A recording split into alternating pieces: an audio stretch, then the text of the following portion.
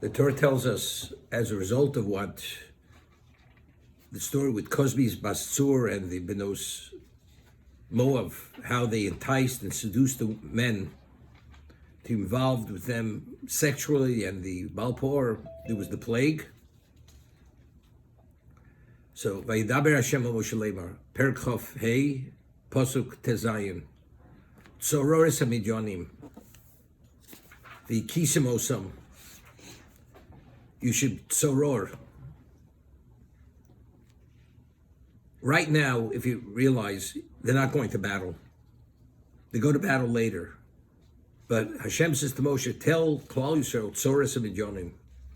You should see the Midyanim, the Midianites, in the most negative light, that you should see their evil in them.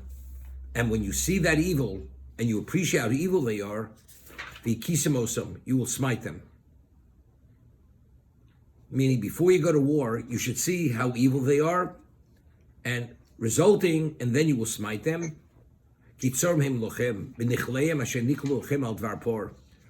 their machinations, how they had entrapped you to violate the idolatry of Baltor, Valdvar Kozibas, Nisi Midyon, Achosam. To what degree did they want to destroy you, that they even allowed the princess, the Midianite princess, to be violated to bring this about? So Rashi over here says in Yudches, Shefkir ben Osem Lesnus, they actually availed their daughters for promiscuity. But what was it? They latosam achrapor, to mislead them, to entice them to be involved in the idolatry of Balpor. That's why you should see them the most negative, because you understand what their machinations are, that the whole thing was only a ploy to get you to do the idolatry. You have to appreciate that. You know, there's a machlokes, Rishonim, there's an argument with Rishonim, if a woman has an obligation in Zechir Mechias HaMolik. So the chinuch is of the opinion that a woman has no obligation to remember what Amalek did to us. Why? So he explains, because the only reason why the Torah wants us to remember what Amalek had done to us was because there's a mitzvah of Mechias Amalek, to destroy them. And since women, alav benos milchama, women do not go to war, they don't go to the battlefront, so there's no reason for them to see the Amalek, to remember what they attempted to do us when we left Egypt, how they attacked us. But the men who have to destroy them, you can't forget their evil, how evil they are, and if you remember the evil, therefore you can destroy them with a vengeance. So woman has no obligation in Zechir Mechias HaMolik, because remembering is only to facilitate the destruction. That's the chinuch. So seemingly, if you read the chinuch, simply it means that because when you go to battle, you have to understand and appreciate who the enemy is. So by remembering what they want to do to us, therefore you will destroy them. So seemingly here it's all the same thing. Remember, you should see them in the most negative light. Vikisem, because since you have to destroy them, therefore you should remember and internalize and fully appreciate how evil these people were. That the whole idea was, it was a ploy that you should do Balpor to be able to be destroyed. Because Bilam, what he had said to Balak, when he realized Hashem is not allowing him to curse us, he said, Elokeim shel elu sonezima, the God of the Jews, he will not tolerate licentiousness, promiscuity. And as a result of that, once the Jews are drawn into this, are seduced, it's over for them. And it could have been. If Pinchas would have immediately interceded at that moment, Chas v'sholom, as Hashem said himself, I would have consumed them. They would have been destroyed. That's a simple understanding. So to remember them in this most negative light, Tzoros HaMidyanim, is for this reason. However, the Orach Chaim HaKadosh explains it at another level. Whenever we find that Moshe was involved, next week's read Parsha, choosing the people who were going to go to battle, and it was only 1,000 people from each tribe. Moshe Rabbeinu had to be the one to choose the people, to evaluate them.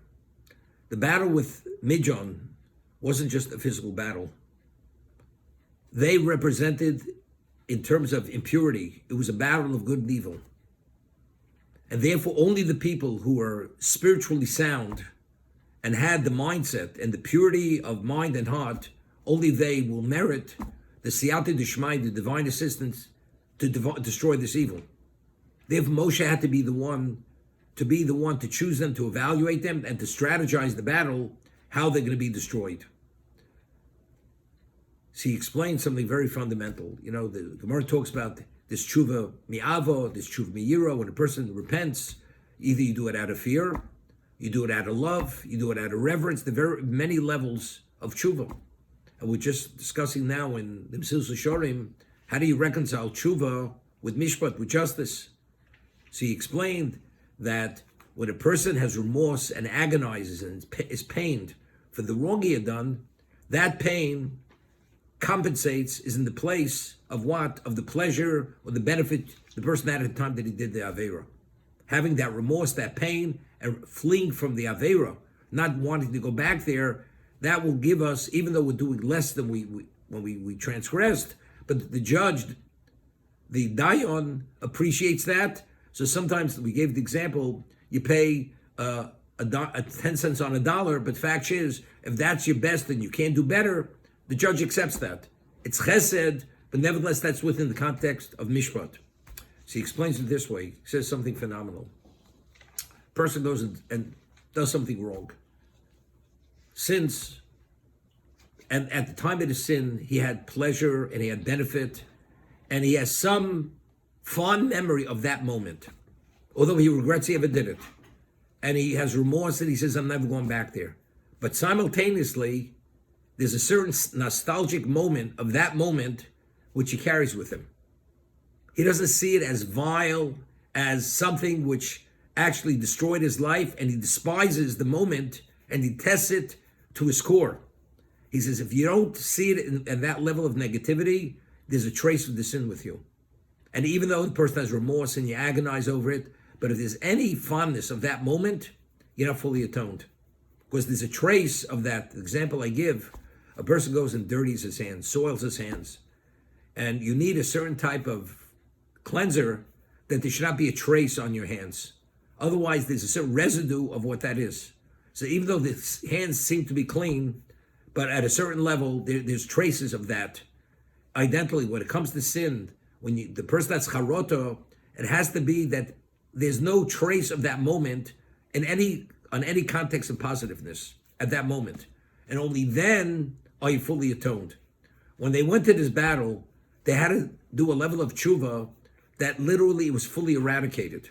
And as a result of that, Hashem says, Tzoros HaMinyanim, you should go to battle, you have to see them in the most negative light. And you have to understand what they try to do to you. I'll give you an example.